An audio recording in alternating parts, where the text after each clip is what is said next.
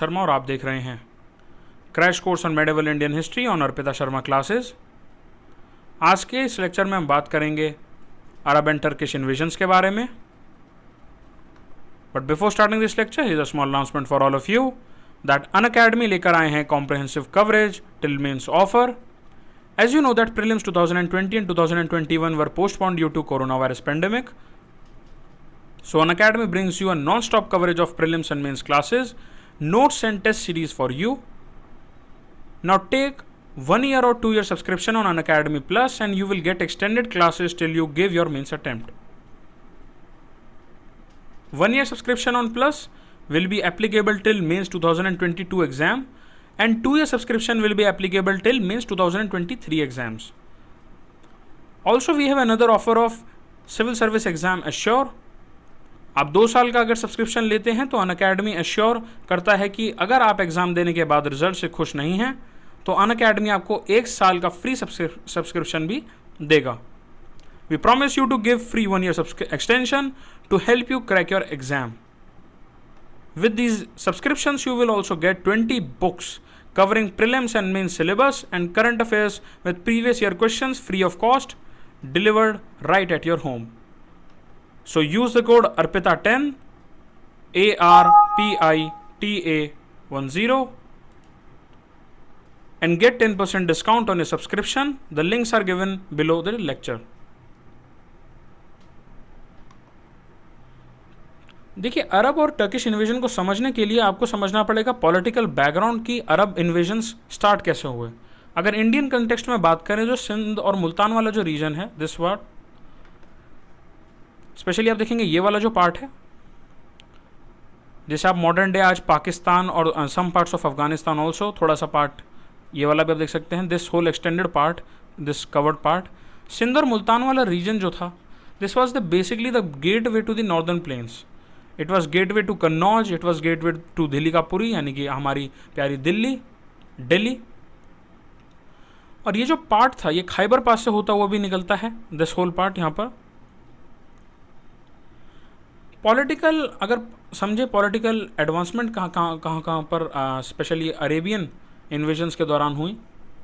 देखिए, सबसे पहले इंडिया में आते हैं अरब्स इन्वेजन करते हैं, उसके बाद आते हैं टर्क्स। अगर हम अरब्स की बात करते हैं तो जो गवर्नर ऑफ इराक थे अल हजाज, उन्होंने मोहम्मद बिन कासिम को इंडिया भेजा। मोहम्मद बिन कासिम असल में इनके सन इन लॉ थे और मोहम्मद बिन कासिम काफ़ी एक क्रूअल लीडर के रूप में माने जाते थे जिन्होंने मिलिट्री एक्सपेंशन करा सिंध वाले पार्ट में ही with the permission of caliph Walid के ही सक्सेसर का जो एक डिस्प्यूट था, जो लड़ाई थी, जो राइवलरी थी, वो थी अल हजाज के साथ। इस राइवलरी के कारण ही आप देखेंगे कि आगे मोहम्मद बिन कासिम को प्रिजन में भेज दिया जाता है, टॉर्चर करा जाता है टिल डेथ। बट उससे पहले 712 AD में सिंध को कॉन्कर किया मोहम्मद बिन कासिम ने।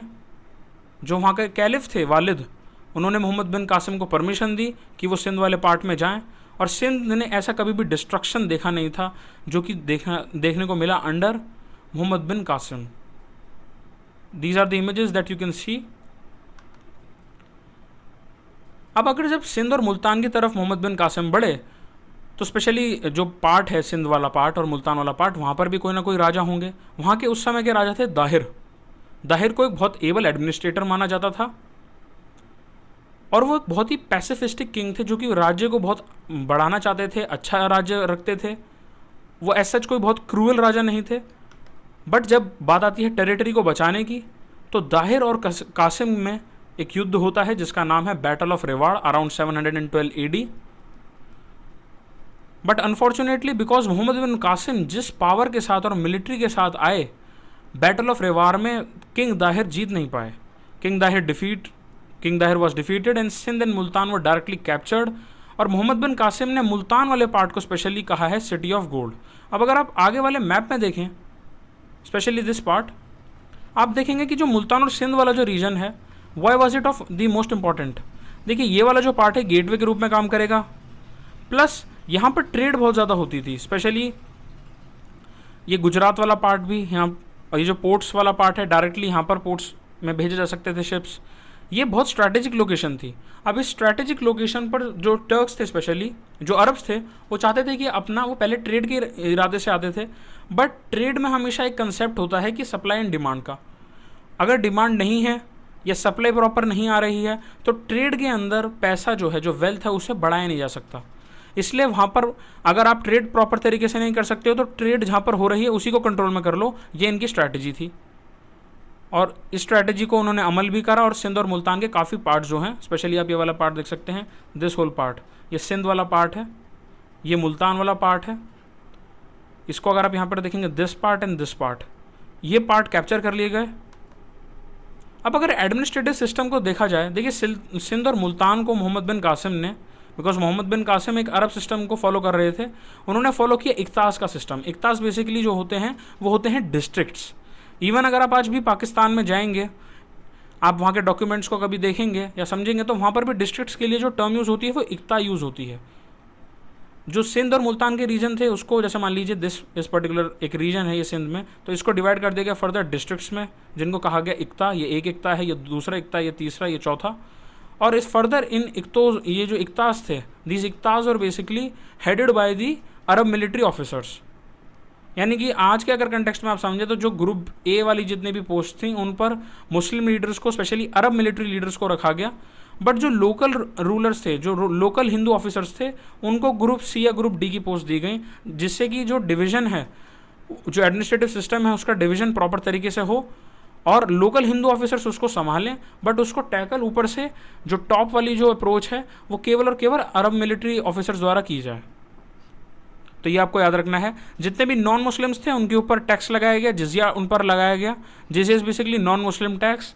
ऐसा माना जाता है कि जो नॉन बिलीवर्स हैं, जो अल्लाह को नहीं मानते हैं, उनको जजिया देना पड़ेगा, और वहाँ पर ये लगाया भी गया। अब बात करते हैं कि मोहम्मद बिन कासिम ने कैसे किंग दाहिर को कैसे हराया। देखिए, मोहम्मद बिन कासिम की जो आर्मी थी वो बहुत ही पावरफुल आर्मी थी, जिसमें 25,000 ट्रूप्स थे। इस ट्रूप्स में with 6,000 camels, 6,000 Syrian horses. Syrian horses को स्पेशली माना जाता था that they were war trained horses. जब ये भागना शुरू करते थे तो दिन से रात और रात से दिन हो जाता था, बट इनका स्टैमिना जो है, स्पेशली ये वॉर हॉर्सेज थे, बहुत पावरफुल थे। 3,000 Bactrian camels and also an artillery force with 2,000 men, advanced guards and 5 catapults. इतनी पावरफुल आर्मी होने के बाद किसी भी राजा का पर्टिकुलर, अगर देखें हम सिंध और मुल्तान वाले एरिया अगर है तो वहाँ पर एक्सपैंड करना लाजमी था, जीतना पक्का था। लेकिन मोहम्मद बिन कासिम बहुत एक मर्सीलेस लीडर के रूप में दिखे, जिन्होंने सिंध और मुल्तान के अंदर काफ़ी एक्सपेंशनिस्ट पॉलिसीज़ तो लगाई ही। काफ़ी बार उनकी जो पॉलिसीज़ थी वो एक रिलीजन को बहुत ज़्यादा तवज्जो देने वाली थी, ज़्यादा प्रेफरेंस देने वाली थी, और दूसरे रिलीजन को इतना पावर ना देने वाली भी थी। इसलिए आप देखेंगे कि मोहम्मद बिन कासिम का एंड भी कुछ अच्छा नहीं हुआ था, बिकॉज जो कैलिफ वालिद थे, जिन्होंने ऑर्डर दिया था मोहम्मद बिन कासिम को सिंध और मुल्तान वाले एरिया में एक्सपैंड करने के लिए, उनके बाद आते हैं कालिफ सुलेमान, जिनकी काफ़ी बार लड़ाई होती थी अल हजाज के साथ, डिस्प्यूट रहता था अल हजाज के साथ। अल हजाज ससुर थे, he was basically, Mohammad bin Qasim was the son in law of al Hajjaj, जो कि गवर्नर थे उस टाइम पर इराक के। और हुआ ये कि Muhammad bin Qasim who was the son in law of al Hajjaj, he was dismissed और उन्हें मेसोपोटामिया भेज दिया जाता है एज अ प्रिजनर, जहाँ पर उनको आखिरी के जो दिन थे उनके, उन दिनों में, उन क्षणों में उन्हें टॉर्चर किया गया।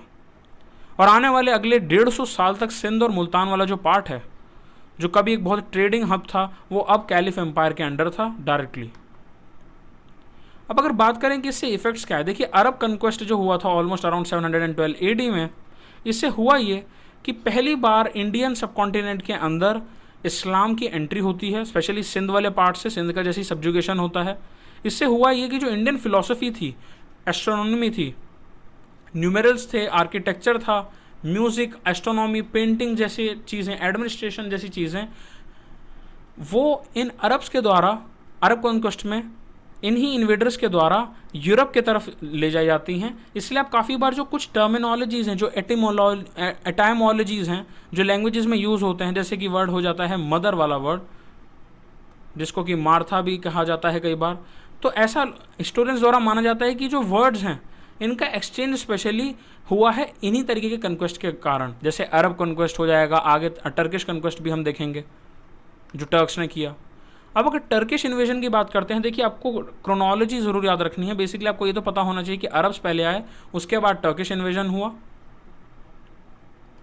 अब इसमें होता ये है कि 8th और 9th सेंचुरी के अंदर टर्क्स जो हैं उनको वो डोमिनेट करने लगे कैलिफ्स ऑफ बगदाद को, और फर्दर उनके दिमाग में आइडिया था कहीं ना कहीं, they knew this fact that Muhammad bin Qasim ने भी एक्सटेंड किया था सिंध और मुल्तान वाले रीजन में। यहाँ पर ट्रेड बहुत ज़्यादा होता है, यहाँ पर पैसा बहुत ज़्यादा है, और उन्होंने अपना डोमिनियन भी सिंध और मुल्तान में स्थापित करने के लिए टर्किश ने भी इन्वेजन करना शुरू कर दिया। आपको इसमें एक इंपॉर्टेंट जो कॉन्ट्रीब्यूशन याद रखना है, इट इज़ कि जब किंग दाहिर की जो वाइफ थी, along with other women, Rani by जिनको कहा जाता है, उनका एक हीरोइक डिफेंस जो कि इतिहास याद रखता है, अभी भी याद रखता है, she put up a heroic defence within the fort of Rewar at the time of the battle of Rewar. तो ये भी आपको याद रखना है। आप इसको यूज़ कर सकते हैं ऐसे के पेपर में जहाँ पर विमेन एम्पावरमेंट से रिलेटेड आपसे डायरेक्टली या इनडायरेक्टली सवाल पूछा जाए। अब देखिए इंडियन इम्पैक्ट में आपको ये देखना है दैट ब्रह्म सिद्धांत, इसका क्वेश्चन कई बार मॉक टेस्ट सीरीज में देखने को मिलता है, डायरेक्टली अभी यूपीएससी में तो कभी पूछा नहीं गया डायरेक्टली। ब्रह्म सिद्धांत basically it is a Sanskrit work of Brahmagupta, जिसको कि ट्रांसलेट करा गया अरेबिक में। काफ़ी सारे इंडियन साइंटिस्ट जैसे सिंदबाद, भाला, मानक के नाम वहाँ पर मेंशन है। प्लस ब्रह्मगुप्ता को बगदाद में Dhana was appointed as a medical chief medical officer. इनका नाम तो आपने कई बार सुना होगा, कोविड-19 के पेंडेमिक में भी he was appointed as the chief medical officer in a hospital at Baghdad, जिन्होंने कि कैलिफ हारून अल रशीद का काफ़ी सीरियस डिजीज़ भी क्योर किया। अब बात करते हैं टर्किश इन्वेजन जो हुए उनमें किस किस तरीके के कौन कौन से लीडर्स के रूप में और इन्वेडर्स के रूप में कौन कौन आए। देखिए सबसे पहली स्टार्टिंग बात आती है 1971 से लेकर जो 1030 AD तक पावर में रहे महमूद ऑफ गजनी। इनका नाम मिडल ईस्ट में बहुत ज़्यादा प्राउड के रूप में as a Muslim leader, invader के रूप में नहीं लिया जाता है, लीडर के रूप में लिया जाता है, एक गजनी के रूप में लिया जाता है। इनका नाम भी गजनी था, Mahmud of Ghazni. But Indian subcontinent में अगर आप देखेंगे, स्पेशली गुजरात वाले पर्टिकुलर पार्ट में जहाँ पर इन्होंने इन्वेजन की, मंदिरों को तोड़ा, इंडिया के अंदर इनकी कोई खास अच्छी इमेज है नहीं। So basically in 1001 AD Mahmud of Ghazni ने इंडिया पर आक्रमण करा, इन्वेड किया। अब बात आती है कि इन्वेजन ही क्यों एक रास्ता था, why they could not create an administrative mechanism just like the Mughals did बाद में। ऐसा देखिए इसलिए था बिकॉज अगर इंडिया की बात करें तो इंडिया में स्पेशली इंडियन सब कॉन्टिनेंट की अगर हम बात करते हैं, जो नॉर्दर्न प्लेन्स वाला इलाका था ये बहुत ज़्यादा फर्टाइल था और यहाँ पर एग्रीकल्चरल बेस्ड इकोनॉमी थी, जिसे अगेरियन इकोनॉमी भी कहते हैं। अगेरियन इकोनॉमी का सिंपल जो फॉर्मूला है वो ये है कि आपके पास ज़मीन है, वो ज़मीन उपजाऊ होगी और उसके ऊपर आप जो भी आपकी फसल है उसकी वजह से एग्रीकल्चर प्रोडक्टिविटी अच्छी होगी, आप उसे ट्रेड कर सकते हैं। This is how you generate the money and this is how you create wealth, और इससे आप इकोनॉमी को आगे बढ़ाते हैं। बट मिडल ईस्टर्न पार्ट के अंदर agriculture was not the most important thing. वो सबसे ज़्यादा प्रेफरेंस एग्रीकल्चर को नहीं दिया जाता था बिकॉज ज़मीन इतनी ज़्यादा उपजाऊ नहीं थी। The land was not that fertile in the Middle East and one of the main reasons कि इकोनॉमी अब कैसे आगे बढ़ेगी, तो उनका जो मेन रीज़न था इट वॉज ऑल्सो कि लूट मैकेनिज्म पर वो काम करते थे कि अगर आप पैसे को बना नहीं सकते हैं, एग्रीकल्चर आपके पास है नहीं, because agriculture was the only thing. उस समय सर्विस सेक्टर नहीं था, उस समय इंडस्ट्रियल सेक्टर नहीं था, तो जो लूट का मैकेनिज्म है उन्होंने उसे हथियाया। गजना से रिटर्न कर after returning from Ghazna Mahmud of Ghazni with enormous wealth after defeating. अब आपको कौन कौन से रूलर्स हैं जिनके नाम याद रखने, जिनको डिफीट करा, इनमें सबसे इंपॉर्टेंट है जयपाल जो कि हिंदू शाही डायनेस्टी के रूलर थे। मुल्तान में उस समय फतेह दाऊद का राज था। नगरकोट के आनंदपाल और मथुरा के कुछ rulers like Chandelas and also some parts of Kannauj and Gwalior were directly defeated, और इससे जितनी भी लूट हुई, जितनी भी इनॉर्मस वेल्थ थी, उसे लेकर गजना वापस चला गया महमूद ऑफ गजनी। अब इसमें सबसे इंपॉर्टेंट और सिग्निफिकेंट जो इन्वेजन हुई थी महमूद की, वो हुई थी हिंदुस्तान पर against the Somnath temple in 1025 AD। अब इसको बड़े चाव के साथ बताया जाता है that this was a very great move done by Mahmud of Ghazni by certain Islamic radical groups, जहाँ पर इस बात को प्रोपोगेट किया जाता है कि आइडल वर्शिपिंग हराम है, idol worshipping is wrong and it is against the word of God. But अगर आप इंडियन सब कॉन्टिनेंट के पर्सपेक्टिव से देखेंगे तो सोमनाथ टेम्पल जो कि इतना अच्छा और एक बहुत सुंदर और एक आर्किटेक्चरल वंडर था, उस टेम्पल को तोड़ा गया, आइडल्स को तोड़ा गया, लोगों को मारा गया। इनफैक्ट कई डॉक्यूमेंट्स में ये भी बताया गया है कि even there were certain women groups who were raped, who were mutilated and like बहुत बुरा उनके साथ हुआ। और जो राजा भीमदेव थे, वाज द रूलर ऑफ कठायवार, जहाँ पर ये पूरा इंसिडेंट हुआ, and his followers escaped from the place, वरना क्योंकि बहुत ज़्यादा डिस्ट्रक्शन महमूद ऑफ गजनी ने वहाँ पर क्रिएट कर दिया था। इसकी वजह से काफ़ी नेगेटिव कैरेक्टर के रूप में देखा भी जाता है। But when we are talking about somebody's character estimation, तो आपको उसमें साइड्स नहीं लेनी है कि कैरेक्टर हमेशा गलत ही था या अच्छा ही था, बिकॉज हिस्टोरिकल परस्पेक्टिव से आपके पास होना चाहिए third person view where you are able to find the character instead of having your own biases. अब इनको बहुत ही ग्रेटेस्ट मुस्लिम रूलर्स के रूप में कहा जाता है एशियन पार्ट में, स्पेशली मिडिल ईस्ट में ऐसा माना जाता है। इनके कुछ कॉन्ट्रीब्यूशन के रूप में आप देखेंगे that he patronised art and letters and scholars like Firdausi and Alberuni को बहुत ज़्यादा पैट्रनाइज किया गया। You can also see the image of Firdausi here. But end of Ghazni rule जो है वो ऑलमोस्ट अराउंड 1030 में गजनी जब मर जाता है, तो उसके बाद महमूद ऑफ गौरी को आप देखेंगे आते हुए 1149 से लेकर 1206 तक पावर में रहने वाले मोहम्मद गौरी, इन्हें महमूद ऑफ गौरी भी बोला जाता है, गौर भी बोला जाता है कुछ जगहों पर। He was basically the third Muslim ruler. ये असल में सेकंड थे when it comes to Turkish, and he was a third when it comes to Muslim ruler who invaded India. 1175 AD में इन्होंने पहला इन्वेजन किया। अब अगर देखिए इसको बैकग्राउंड को आप समझेंगे बैकड्रॉप में, तो बेसिकली पहली फर्स्ट बैटल ऑफ तराइन होती है। अब तराइन वाला जो बैटल थी ये इसलिए हुआ बिकॉज भटिंडा का जो इलाका है, अगर आप देखेंगे भटिंडा की जो स्ट्रेटेजिक लोकेशन है, it is basically western Punjab वाला जो पार्ट है, भटिंडा की लोकेशन का जो फोर्ट्रेस था उसको सीज कर दिया गया था बाय मोहम्मद गौरी 1189 AD में। अब जब ये जो खबर है ये पहुंचती है चौहान्स के पास, चौहान्स के उस समय लीडर जो थे, उस समय जो किंग थे वो थे पृथ्वीराज चौहान, उनके पास अजमेर में जाता है लेटर, और उसके बाद दिल्लीकापुरी में जाता है, यानी कि दिल्ली में जाता है। When he realized that there were certain things that were happening around the fortress of Bhatinda, और बाद में पता चला कि फोर्ट्रेस ऑफ भटिंडा है उसे सीज कर लिया गया है, then Prithviraj Chauhan who was a master strategist when it comes to war and war strategy, उन्होंने मोहम्मद गौरी के ऊपर चढ़ाई कर दी, लड़ाई स्टार्ट हो गई। फर्स्ट बैटल ऑफ तराइन हुआ 1191 AD में, और बहुत ही बड़ा ब्लो मोहम्मद गौरी के जो पावर थी उसके ऊपर पड़ा, मिलिट्री थी उसके ऊपर पड़ा, because this was the first time Muhammad Ghori encountered somebody. Because पहले मुस्लिम रूलर्स के माइंड में ये था कि सिंध और मुल्तान में जिस तरीके से किंग दाहिर को हराया गया, इस तरीके से उस लेगेसी को आगे भी कंटिन्यू किया जा सकता है, बट पृथ्वीराज चौहान ने उस लेगेसी को बिल्कुल डिस्ट्रॉय कर दिया in the first battle of Tarain in 1191 AD, और भटिंडा का जो फोर्ट्रेस था उसे रिकवर भी कर लिया गया। But second battle of Tarain में अब ऐसा माना जाता है कि there are many schools of thought, जिसमें कहा जाता है कि पृथ्वीराज चौहान ने छोड़ दिया था मोहम्मद गौरी को, डिफीट नहीं किया था, या डिफीट कर दिया था बट एग्जीक्यूट नहीं किया था। कुछ का ये कहना है कि मोहम्मद गौरी बैटल से एस्केप कर गए थे। There are many schools of thought, but as far as the thing is, आपको NCERT में जो लिखा है उसी से कंसर्न रखना है, बिकॉज काफ़ी बार काफ़ी चीज़ें कही जाती हैं, हिस्ट्री में काफ़ी ग्रे जोन्स भी होती हैं। अब second battle of Tarain 1192 AD में होता है उसी के अगले साल। इस बार होता यह है कि मोहम्मद गौरी ने एस्टिमेट कर लिया था कि पृथ्वीराज चौहान की जो स्ट्रैटेजी है, जो पृथ्वीराज चौहान की मिलिट्री स्ट्रेंथ है, it is not something that you can under estimate. इसलिए अब मोहम्मद गौरी को और ज़्यादा चैलेंज को समझना था और इसको अच्छे से सॉल्व करना था।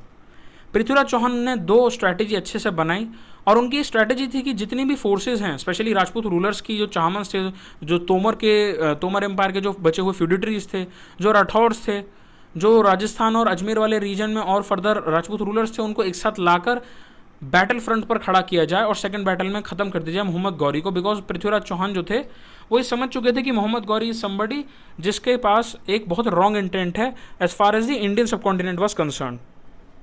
बट ये चीज़ बैकफायर कर जाती है because there were certain Rajput rulers who conspired against Prithviraj Chauhan. इसके बारे में पृथ्वीराज रासों में भी चंद बरदाई ने, जो कि कोर्ट पोएट थे पृथ्वीराज चौहान के, उन्होंने भी लिखा है।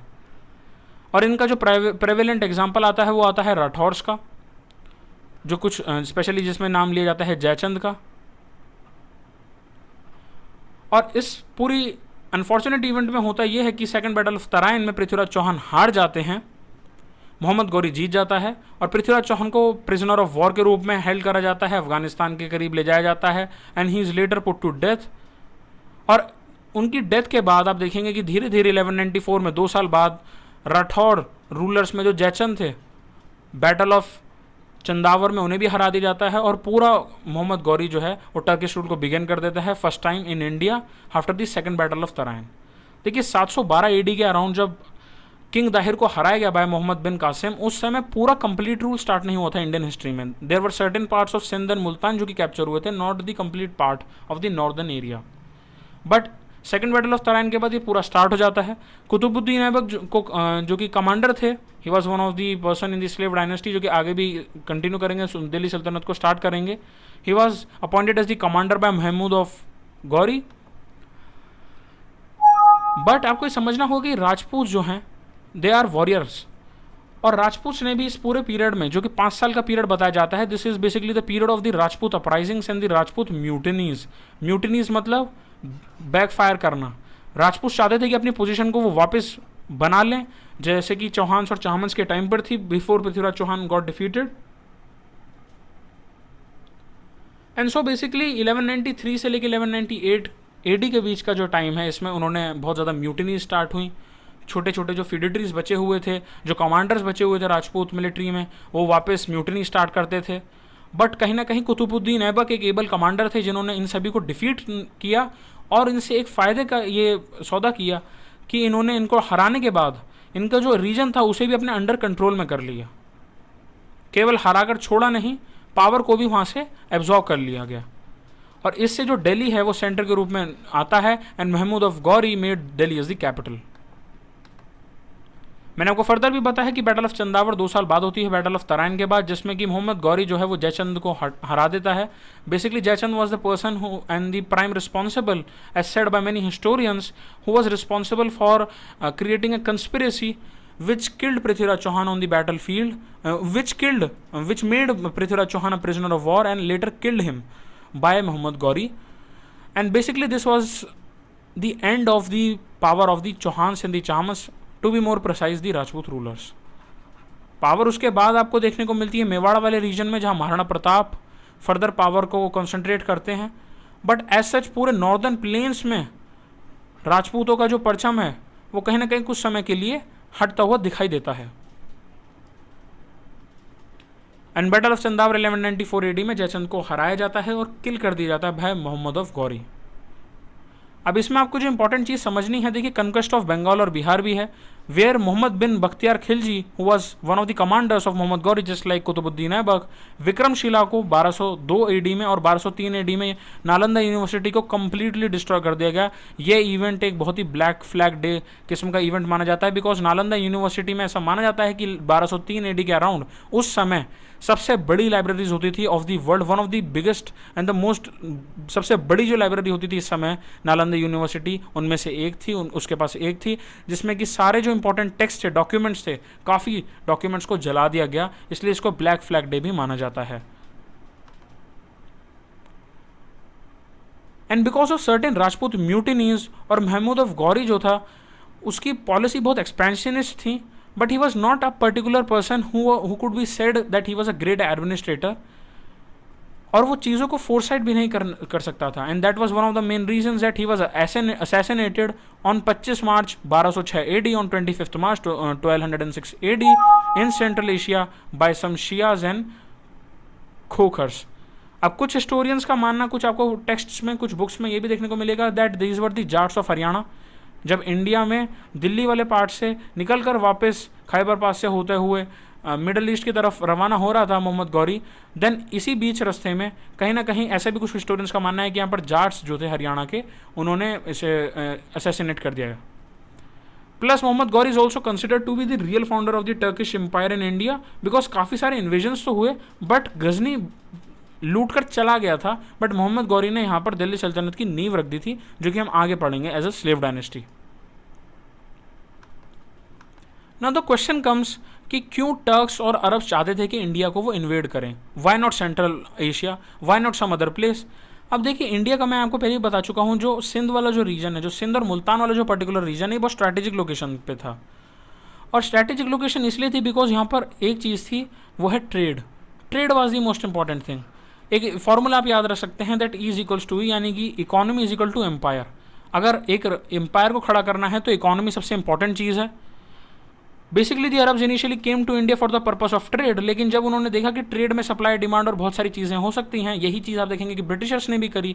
उन्होंने कहा कि हम ट्रेड वाला जो पूरा एरिया है इसी को अपने पावर में कंट्रोल में ले आते हैं। वो एम्बिशियस बन गए और उन्होंने मिलिट्री पावर को बढ़ाया और यहाँ पर कूच कर दी, हमला कर दिया। ऑल्सो आप ये देखेंगे कि इनका जो इकोनॉमिकल पार्ट था, दो इंडियन रूलर्स का अगेरियन इकोनॉमी थी। ज़मीन उपजाऊ है, उसके ऊपर बीज डालिए, उससे जो भी एग्रीकल्चर प्रोड्यूस आएगा उसको बेचिए, उसको सेल कीजिए, उसे ट्रेड कीजिए और उससे जो पैसा आएगा that will create the economy. ये इकोनॉमिक मॉडल था basic medieval India, even early medieval India का। बट ये इकोनॉमिक मॉडल मिडल ईस्ट में इतना कारगर नहीं था बिकॉज वहाँ पर एग्रीकल्चर इतने अच्छे तरीके से नहीं हो सकता था। इसलिए जो मेजर इकोनॉमिक मॉडल था वो था लूट बेस्ड इकोनॉमिक मॉडल, जहाँ पर आप दूसरी जगह पर एक्सपैंड करते हैं, उनसे जो पर्टिकुलर वेल्थ है उसे लेते हैं, लूटते हैं और उससे इकोनॉमी को आगे बढ़ाते हैं। ये भी एक कारण था अरब्स और टर्क्स का इन्वेड करना इंडिया को। प्लस अब क्वेश्चन आता है कि क्यों इंडिया जैसे कंट्री में, जहाँ पर इतने बेहतरीन योद्धा थे, वॉरियर क्लैंस थे, राष्ट्रकूटास, चाहमन्स, चौहान्स, तोमर्स, गुर्जारा प्रतिहारा जैसे पावरफुल उनके फेडिटरीज, राठौर्स, राजपूत रूलर्स, ऐसे केस में क्यों टर्किश इन्वेजन, जो कि बाहर से कुछ आए हुए लोग, क्यों नॉर्दर्न प्लेन्स के इलाके को हथिया सकते हैं? देखिए इसका सबसे इंपॉर्टेंट पार्ट ये है कि जब मैंने आपको जैसे बताया कि जो नॉर्दर्न इंडियन वाला पार्ट है, नॉर्दर्न इंडिया वाला, ये वाला जो पार्ट है, बिकॉज ये अगेरियन इकोनॉमी पर कंसंट्रेटेड था, इवन नीचे का पार्ट भी, एग्रीकल्चर बहुत ज़्यादा था। अब एग्रीकल्चर के अंदर आपको एक बात याद रखनी कि एग्रीकल्चरल इकोनॉमी जो है वो काम करेगी तभी जब आप लैंड आपके पास होगा, और लैंड आपके पास तब होगा जब आप एक्सपैंड करेंगे। ज़मीन तो उतनी ही है, रिसोर्सेज तो उतने ही हैं, तो आपको दूसरों से छीनना होगा। और इसी को छीनने के चक्कर में ये जो पूरा प्रोसेस हो जाता है, this whole part becomes the basically the root cause of the disputes between the rulers of specially this region. जो गुर्जारा प्रतिहारास के फेडिटरीज थे, सब अपने पर्टिकुलर पार्ट को बढ़ाना चाहते थे, रीजन को बढ़ाना चाहते थे, जिससे कि लैंड बढ़ेगा, लैंड बढ़ेगा तो एग्रीकल्चरल प्रैक्टिसेस बढ़ेंगी, प्रोड्यूस बढ़ेगा, ट्रेड बढ़ेगा और ट्रेड के साथ इकोनॉमी बढ़ेगी। इसलिए यहाँ पर यूनिटी बहुत कम थी। बट अगर आप देखेंगे जो टर्क्स थे, because they were conservative Islamic people, उनके कंजर्वेटिव इस्लाम की वजह से हुआ ये कि वहाँ पर स्पेशली यूनिटी बहुत ज़्यादा थी, पॉलिटिकल यूनिटी थी, और डिस्क्रिमिनेशन नहीं था जितना डिस्क्रिमिनेशन सोशल इकोनॉमिक फैक्टर की वजह से नॉर्दर्न इंडिया के पार्ट में था। और इसी की वजह से टर्किश इन्वेजन कामयाब हो पाए इंडिया में। इसका एक और रीज़न ये भी है कि टर्क्स जो थे वो बहुत ज़्यादा एक्सपेंशनिस्ट स्टैंस को फॉलो कर रहे थे। सो वो यूरोप की तरफ भी, सेंट्रल एशिया की तरफ भी बढ़ रहे थे। और इसी पूरे प्रोसेस के अंदर उन्होंने अपनी आर्मी को इतना अप टू डेट कर दिया था, आर्मी को इतना अच्छे से आगे बढ़ा दिया था, सुपीरियर आर्मी खड़ी कर दी थी, जो कि राजपूत आर्मी के सामने बहुत ज़्यादा लेवल पर सुपीरियर थी। एंड आर्मी, अगर हम बैटल की बात करें या वॉर की बात करें, किसी भी बैटल या वॉर में वही जीतता है जिसकी स्ट्रैटेजी अच्छी है, प्लस सुपीरियर आर्मी होने का एक अपर हैंड भी था। And that is also one of the main reasons, main causes for the success of Turkish invasion in India. Now, as far as this complete part is concerned, आपसे पूछा जा सकता है डायरेक्टली अरब्स और Turkish rulers के बारे में, invaders के बारे में, कौन कौन से इन्वेडर्स आए। आपसे मेंस में ये भी पूछा जा सकता है कि what was the reason for these invasions. इस तरीके का क्वेश्चन 2016-17 में भी मेंस के पेपर में पूछा गया है। वहाँ पर बैटल ऑफ पानीपत से रिलेटेड क्वेश्चन पूछा गया था कि पानीपत के जो लोकेशन है वहाँ पर लड़ाइयाँ क्यों होती हैं, जिसको हम आगे भी देखेंगे। बट इसी तरीके का क्वेश्चन घुमाकर आपसे पूछा जाता है कि why Sindh and Multan were the most important and strategic location, why Sindh and Multan became the victims of the invasions done by the Arabs and the Turkish rulers और इन्वेडर्स। इस तरीके का क्वेश्चन आपसे पूछा जा सकता है। So I have told you each and everything, all the nitty gritties, each and every dimensions, जिसे आप अपने मेंस आंसर राइटिंग में यूज कर सकते हैं। So this was all for today. Like the video and subscribe the channel. If you have any queries you can comment down below. Unacademy, let's crack it.